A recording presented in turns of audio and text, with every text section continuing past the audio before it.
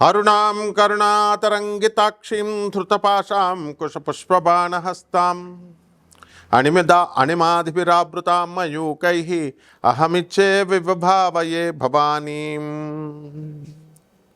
అరుణాం కరుణాతరంగితాక్షిం ధృతపాశాం కుశపుష్పబాణచాపాం అణిమాదిభిరావృతాం మయూకైః అహమిచ్చే విభావయే భవానీం. ఇదండి శ్రీమాత్రే నమః. అమ్మవారి యొక్క తత్వం ఎంత అసలు సూర్యబింబాలు కొన్ని కోట్ల సూర్యుళ్ళు ఆమె యొక్క తేజస్సు, ఆమె ముక్కు పుడకుంటుంది కదా, నాసాభరణ భాసుర కరాంగుళి నఖోత్పన్న నారాయణ దశాకృతి అంటాం. తారాకాంతి తిరస్కారి నాసాభరణ భాసుర అంటే ఆమె ముక్కు పుడక నుంచి వచ్చేటటువంటి ఆ యొక్క వెలుగు కోటి సూర్యులు, కోటి అంటే ఒక కోటి అని కాదు, మళ్ళీ కోటాను కోట్ల కోట్ల కోట్ల సూర్యుల తేజస్సు వెలవెలబోద్దట ఆ ముక్కు పుడకు నుంచి వచ్చే వెలుగు ముందు. అటువంటి జగన్మాతకు నమస్కారం. వసుదేవసుతం దేవం కంసచాణూరమర్దనం దేవకీ పరమానందం కృష్ణం వందే జగద్గురుం. ఓం శ్రీ రాధాకృష్ణాభ్యాం నమః. ఓం శ్రీ దుర్గామల్లీశ్వరాభ్యాం నమః. మనందరికీ కూడా జీవితంలో బాగుపడాలి అంటే గురు మహాదశ రావాలి అని వెయిట్ చేస్తూ ఉంటాం, లేదా శుక్ర మహాదశ రావాలి అని వెయిట్ చేస్తూ ఉంటాం. ఈ రెండు దశల్లో ఏ దశ మంచిది అంటే గురు మహాదశే మంచిది. ఎందువల్లంటే శుక్రుడు నీకు పిల్లల్ని ఇస్తాడు, కార్లు ఇస్తాడు, బంగళాలు ఇస్తాడు, అన్నీ ఇస్తాడు. కానీ ఆయన భూలోకం చుట్టే తిప్పుతాడు నిన్ను. ఇక మోక్షం రానివ్వకుండా ఇక్కడే బంధించేస్తాడు. ఆయన స్పెషల్గా ఆయన శరణ వేడి, ఆయన కూడా గురువే కాబట్టి ఆయన ప్రాధేయపడితే అప్పుడు శుక్రుడు ఏమైనా వదిలితే 1,00,00,000 మందిలో ఒకటికి మోక్షం దారి చూపిస్తాడు. ఎందుకంటే ఆయన భూలోక సుఖాలకు అధిపతి ఆయన. మరి అటువంటి శుక్రాచార్యుడికే శిష్యుడైనటువంటి మన బృహస్పతి గురుగ్రహం కనుక అనుగ్రహం ఉంటే ఏమంటామంటే బుద్ధిలో బృహస్పతిలా ఉండాలి అంటాం. మన జీవితాలు మారిపోతాయి. చాలామంది చూడండి మంచోళ్ళతో స్నేహం చేయరు, చెడ్డోళ్ళతో స్నేహాలు చేస్తారు. ఎందువలన అంటే వాళ్ళ గురువు వీక్ అయిపోయినప్పుడు అంతే అనమాట. మంచోళ్ళకి పండితుల విలువ పండితులకే తెలియాలి. అలాగా ఒక బిల్డింగ్ కట్టినటువంటి తాపీమేస్త్రి ఇంకొక తాపీమేస్త్రే అర్థం చేసుకోగలుగుతాడు. ఒక పండితుడిని ఇంకొక పండితుడు అబ్బా బాగా చెప్తారా. మాకు భట్టిప్రోలు విజయలక్ష్మి గారిని ఉన్నారు పాపం. ఆవిడ నన్ను చూసి పాపం ధర్మ సందేహాలు బ్రహ్మాండంగా చెప్తారు. డబల్ పోస్ట్ గ్రాడ్యుయేటు, పిహెచ్డి చేశారు. నన్ను చూసి ముల్లపూడి వారా మీరు అని అడిగింది. అవునమ్మా అన్నాను. గొప్ప పండితులు అంది. లేదమ్మా నేను మీ అందరి శిష్యుడిని, నాకు గురువుగా ఉండడం ఇష్టం లేదు, శిష్యుడిగా ఉండడమే అని. మరి ఆ తల్లి ఎలా చెప్పింది? అందువలన మన అందరం ఏంటంటే అండి, ఎప్పుడు కూడా గురువు లాభములో ఉన్నప్పుడు మనకి అడవిలో పడేసిన వాడు బ్రహ్మాండంగా కోటీశ్వరుడైపోతాడు. గురువు కేతువుతో కలిసాడు అనుకోండి, మనకి ముస్లిం అమ్మాయి మనకి భార్యగా రావడానికి అవకాశాలు ఉంటాయి. కొంతమంది వ్యక్తిగత జాతకాలు కూడా ఫేవర్ అవ్వాలి. తర్వాత ఈ యొక్క గురువు రాహుతో కలిస్తే గురుచండాల యోగము అని అంటాం. అంటే అప్పుడు మంచి స్థాయికి వెళ్ళిపోతున్నప్పుడు ఒక చెడ్డ స్నేహితుడు వస్తాడు, ఒక సలహా ఇస్తాడు, ఏదో చెత్త సలహా, అది వింటాము, మనం వెళ్ళి ఇబ్బందుల పాలవుతాం. కాబట్టి ఈ గురుడు ఎప్పుడు కూడా ఎంత పవర్ఫుల్ అంటే అత్రి మహర్షి అనసూయ దంపతులు ఇద్దరూ కూడా తపస్సు చేస్తూ ఏమని అడుగుతారు, అందములో చంద్రుడంత అందం ఉండాలి, బుద్ధిలో బృహస్పతి అంత తెలివి ఉండాలి, అటువంటి కొడుకుని నాకు అని గురుచరిత్రలో మరి వీళ్ళంతా కోరుకోవడం ఉంటుంది. అంటే దేవతల గురువు బృహస్పతి శివుడి యొక్క శివలింగ రూపంలో ఉంటాడనమాట.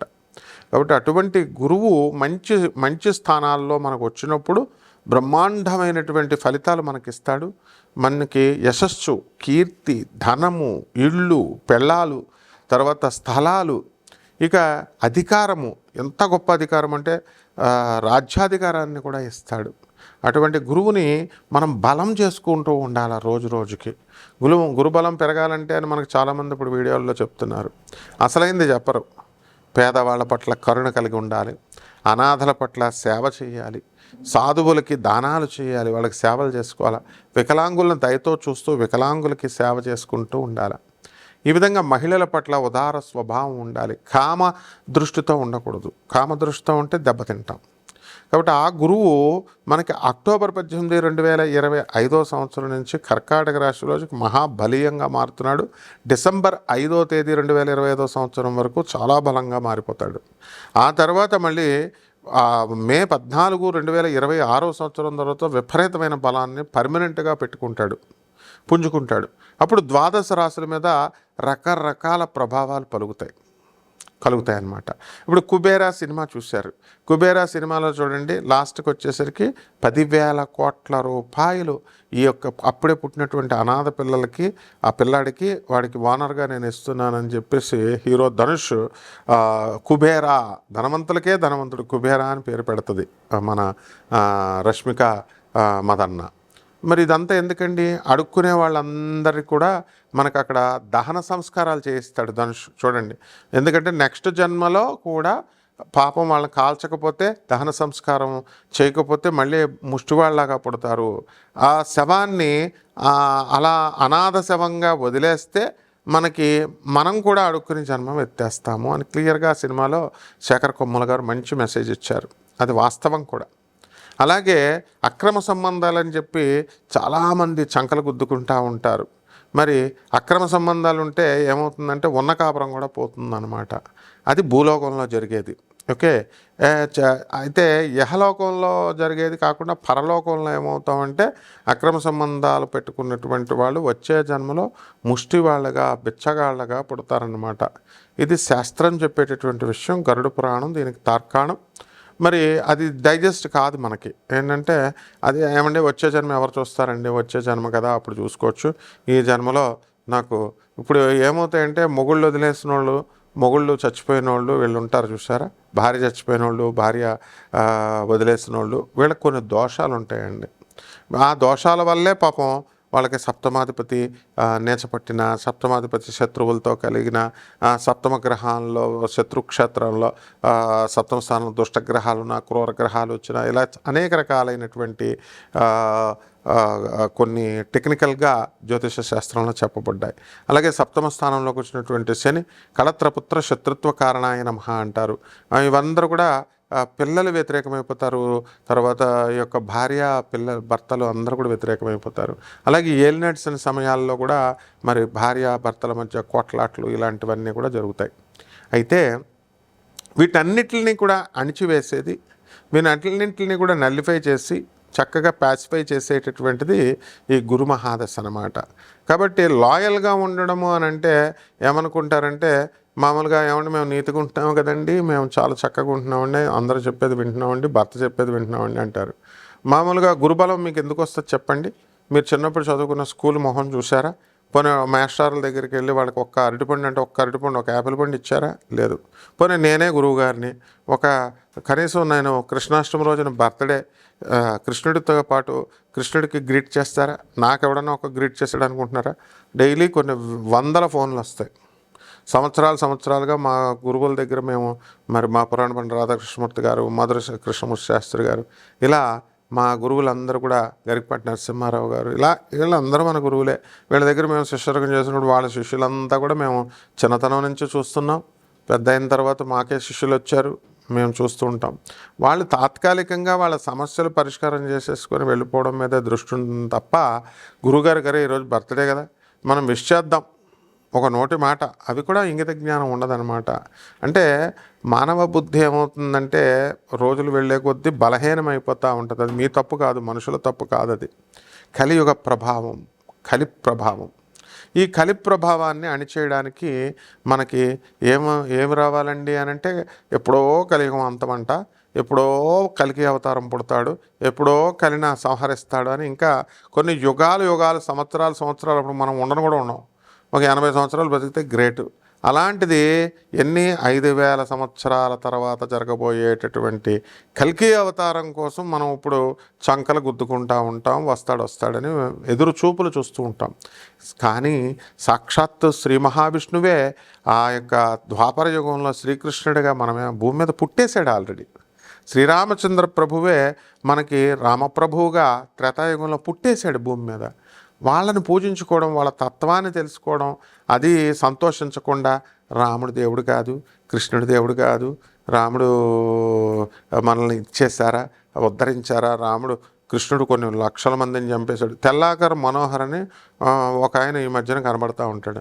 ఆయన ఏమంటాడు, కొన్ని లక్షల మందిని చంపేశారండి ఈ దేవుళ్ళు, మరి వాళ్ళ దేవుళ్ళు ఏంటండి అంటాడు. వాడో పిచ్చోడు, ఏదో పిచ్చివాడు వాగుతున్నాడులే అని చెప్పేసి వదిలేశారు. కాబట్టి ఇవన్నీ గురుగ్రహాలు బాగోకపోవడం వల్ల వచ్చేటటువంటి దోషాలు అన్నమాట. కాబట్టి మీ అందరు కూడా గురువు బాగా పెరగాలి అని అంటే తప్పకుండా చాలా చిట్కాలు ఉంటాయండి. ఆ చిట్కాలన్నీ కూడా మా శిష్యులకు చెప్పుకుంటాం మేము, అంతే కదా. గురువు యొక్క శ్రద్ధ సబూరి. సాయినాథ్ ముస్లిం అనేవాడిని సాయిబాబా ఎందుకు చూస్తాడండి? చెయ్యండిరా అంటే ఇళ్ళకెళ్ళి సాయిబాబా భజనలు పెట్టేసుకొని, ఆ భజనలో మీరేమో అమెరికాలో ఎలా ఉంటాయంటే మొత్తం భజన చేస్తున్నాం సాయిబాబా, ఒక వారం మీ ఇంట్లో, ఇక్కడ ఇంకో వారం మీ ఇంట్లో అని అందరూ పెట్టుకుంటారు. పెట్టుకున్న వాళ్ళు పెట్టుకుంటారు ఆ భజనలు. వీళ్ళేమో వంటలు తీసుకెళ్తారు, ప్రసాదాలు అందరూ కలిపి వడ్డిస్తారు, బాగుంది. అక్కడ ఒక 10 మంది వస్తారు, ఎవడికి వాడే గురువు కింద స్పీచ్లు ఇచ్చేస్తారు.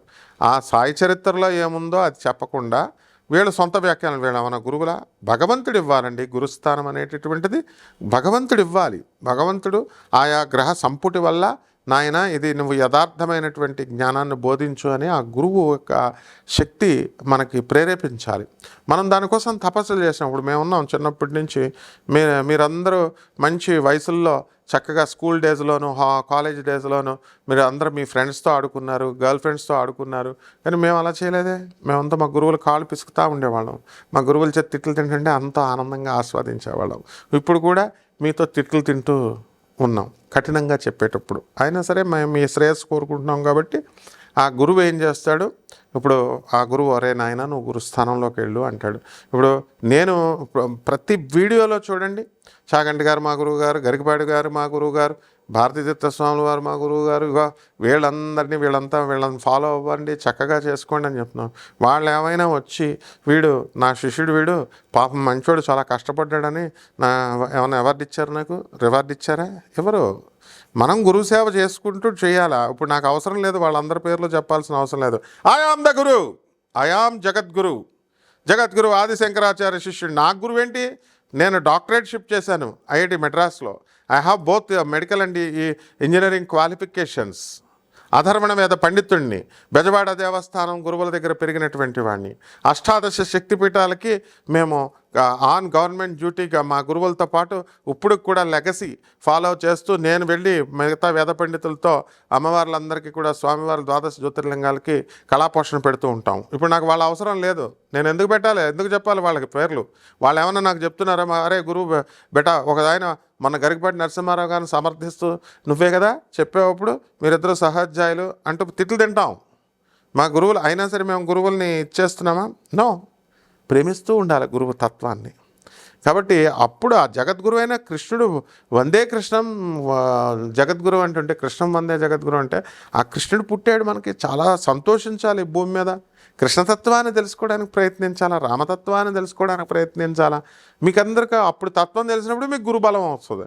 అంతేగాని ఏదో మీరు వేసేసి శనగలు ఇచ్చేసి లేదా మా మేడి చెట్టు చుట్టూ తిరిగేస్తే అంత ఈజీగా మా గురువు అనుగ్రహం రావడం కాదు. కాబట్టి చూద్దాం, మీ అందరికీ కూడా మేము నాన్ కమర్షియల్ బేసిస్తో ప్రతి ఒక్కళ్ళకి కూడా మిమ్మల్ని అందరినీ దేవుళ్ళుగా, కస్టమర్సే దేవుళ్ళు, వాళ్ళని కేవలం ఇప్పుడు నేను చెప్పొచ్చు, ఏమయ్యా నాకు డబ్బులు ఇస్తే నేను జాతకం చెప్తా, లేకపోతే నేను చెప్పనని మిగతా వాళ్ళలాగా చెప్పొచ్చు కమర్షియల్ జ్యోతిష్కుల్లాగా. మేము ఎప్పుడూ ₹1 కూడా ఎవరి దగ్గర కలెక్ట్ చేయం. నాన్ కమర్షియల్ బేసిస్తో జగద్గురువైనటువంటి ప్రభాత్ రంజన్ సర్కార్ గారిని చూపిస్తున్నాం.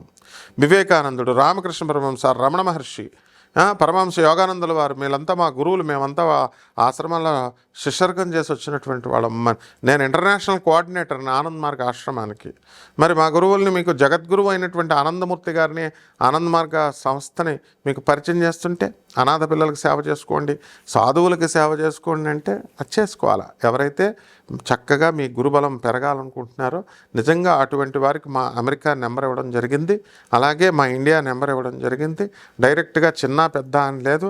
అంబానీ అయినా, రోడ్డు మీద అడుక్కునేవాడైనా సరే, బిచ్చగాడైనా సరే మేము సమాన దృష్టితో చూస్తాం.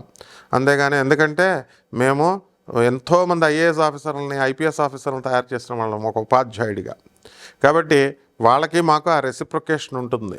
అండ్ ఎంతోమంది జగద్గురువుల దగ్గర పెరిగినటువంటి వాళ్ళం. విన్నారా నాయన? ఆదిశంకర్ల ఐడియాలజీని, ప్రభాత రంజన్ సర్కారు గారి ఐడియాలజీని. కాబట్టి మీరు కూడా సరైనటువంటి యథార్థ జ్ఞానాన్ని నిష్ఫలాపేక్షతో మేము చెప్తున్నాం కాబట్టి ఉపయోగించుకోండి. ఈ గురుబలం ఎలా 12 రాశుల మీద ఈ అక్టోబర్ మార్పుల వల్ల, గురు మార్పుల వల్ల వివిధ రాశులు 12 రాశులకు ఎలా వస్తుందో ఒక్కొక్క రాశి వారీగా చూద్దాం. తులారాశి. ఈ తులారాశి వారి అందరికీ కూడా మొన్నటిదాకా అసలు గురుబలం లేదు. మనకి మే 14 తర్వాత ఈ యొక్క గురుడు మనకి మిథున రాశిలోకి వచ్చిన తర్వాత బ్రహ్మాండంగా గురుబలం అనేటటువంటిది పుంజుకుంది మీ అందరికీ కూడా. కాబట్టి లాస్ట్ ఇయర్ చేసినటువంటి అప్పులన్నీ కూడా ఈ సంవత్సరం తీరిపోవడం ఇవన్నీ జరుగుతాయి. ఇక అన్ని రకాల వృత్తులు చేస్తున్నటువంటి వాళ్ళు అందరికీ కూడా, ఉద్యోగాలు వ్యాపారాలు చేస్తున్నటువంటి వాళ్ళకి అందరికీ కూడా ఏ ఇబ్బందులు లేకుండా ముందుకు వెళ్తారు. అయితే ఈ చేపల అమ్మకాలు, ఉప్పు చేపల బిజినెస్, ఇనుము బిజినెస్ ఇవన్నీ కూడా కలిసి వస్తాయి. ఒక్క ఎలక్ట్రానిక్ వస్తువుల జోలికి వెళ్ళొద్దు. అలాగే ఈ యొక్క కరెంటు ఎలక్ట్రికల్ అప్లయన్సెస్ ఇలాంటి బిజినెస్లు పనిచేయవు. ఆ తర్వాత ఈ పబ్స్, రెస్టారెంట్స్ నడిపేటటువంటి వాళ్ళ పరిస్థితి బాగుంటుంది. కిరాణా షాపులు మంచిగా ఉంటాయి అన్నమాట, బట్టల షాపులు. ఆ తర్వాత police department, revenue, income tax డిపార్ట్మెంట్లో, కమర్షియల్ ట్యాక్స్ డిపార్ట్మెంట్లో చేస్తున్నటువంటి వాళ్ళందరికీ కూడా ప్రమోషన్స్ ఈ సంవత్సరం రావడానికి అవకాశాలు ఉన్నాయి. గురుబలం బ్రహ్మాండంగా పెరిగింది కాబట్టి ఈ గురుబలం ఇంకా అక్టోబర్ 18 దాటిన తర్వాత డిసెంబర్ 5 మధ్య మళ్ళీ యావరేజ్గా ఉంటుంది. ఆ తర్వాత మళ్ళీ పుంజుకొని ముందుకు వెళ్ళడం జరుగుతుంది. కాబట్టి ఈ స్థితిలో మనం గురుబలాన్ని పెంచుకోవాల్సినటువంటి అవసరం ఈ తులారాశి వారికి ఈ నెలన్నర రోజుల్లో ఉందన్నమాట. కాబట్టి ఈ ఫెర్టిలైజర్స్, తర్వాత పెస్టిసైడ్స్, ఎరువులు, అగ్రికల్చరల్ వ్యాపారాలు, బిజినెస్లు ఇవన్నీ చేస్తున్నటువంటి వాళ్ళ పరిస్థితి అద్భుతంగా ఉంటుంది. ఇక మీడియా రంగంలో ఉన్నటువంటి జర్నలిస్టులు అవనియండి, అలాగే సినీ రంగంలో రాజకీయ నాయకుల పరిస్థితి బాగుంటుంది. కోర్టు సమస్యల్లో ఉన్నటువంటి వాళ్ళ కోర్టు సమస్యలు ఒక దారికి రావడానికి అవకాశాలు ఉన్నాయి. ఒకటి ఈ తులారాశి వారికి ఎవిడెన్సెస్ ఎక్కువగా ఇంతకుముందు రానటువంటివన్నీ కూడా ఎవిడెన్సులు పోగు చేసుకోవడంలో వాళ్ళ స్థానికులు ఇంతకుముందు సహాయం చేయనటువంటి వాళ్ళు ఇప్పుడు మీకు సహాయపడడానికి అవకాశాలు ఉంటాయి. అలాగే ఈ తులారాశి వారికి ముఖ్యంగా పరిహారాలు మనం చేసుకోవాల్సినవి ఏంటంటే, రాహు జపం చేయండి, రాహు స్తోత్రాలు చదవండి, రాహుకి కిలోంపావు మినుముల్ని, ఆవుపేట రంగు ఉన్నటువంటి వస్తువులనిచ్చి, వస్త్రాలనిచ్చి పేద బ్రాహ్మణికి మనము శనివారం నాడు ఉదయం 8 గంటలకు దానం చేసుకోవాలా. ఓం నమః శివాయ అంటూ పంచామృతాలతో ఇంటిలో మనము శివుడికి, శివలింగానికి ఓం బృహస్పతియే నమః అంటూ అభిషేకం చేసుకోవాలి. దేవాలయాలకు వెళ్ళాల్సినటువంటి అవసరం లేదు. ఇకపోతే మేడి చెట్టును చూసుకోండి. ఆ మేడి చెట్టు చుట్టూ తిరుగుతూ ఓం దత్తాత్రేయాయ నమః అంటూ గురుచరిత్ర పారాయణ చదువుకోండి. మన వీడియోలన్నీ కూడా గురుచరిత్ర పారాయణపై ముల్లపూడి అని కొడితే వస్తుంది. అలాగే చక్కగా ఈ యొక్క గురువు బలం పెరగాలి కాబట్టి గణగాపురం వెళ్ళి దత్తాత్రేయ స్వామి వారి యొక్క దర్శనాలు చేసుకోవడం ద్వారా మీకు అద్భుతమైనటువంటి జాతకం బాగుపడుతుందన్నమాట. ఓం నమః శివాయ. హరోం హర.